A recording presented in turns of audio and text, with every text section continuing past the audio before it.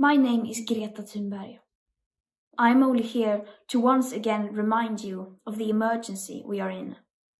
The crisis that you and your predecessors have created and inflicted upon us. The crisis that you continue to ignore. I am here to remind you of the promises that you have made to your children and grandchildren, and to tell you that we are not willing to compromise on the very minimum safety levels that still remain.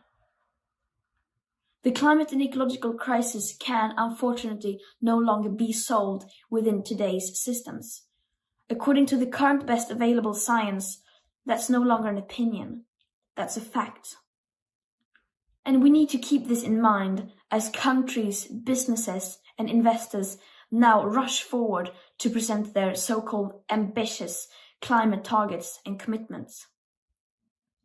The longer we avoid this uncomfortable truth, and the longer we pretend that we can solve the climate and ecological emergency without treating it like an emergency, the more precious time we will lose.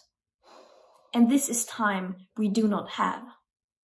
Today we hear nations and leaders all over the world speak of an existential climate emergency.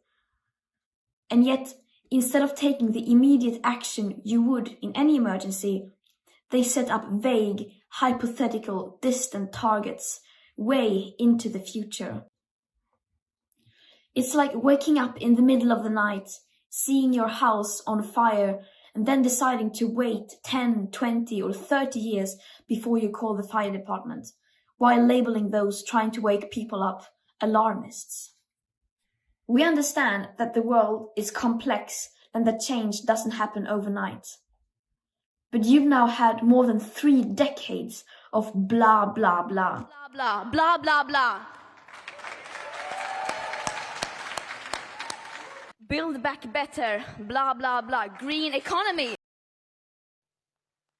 This is all net zero by 2025. This is all 2050. This is all blah, blah, blah. This is all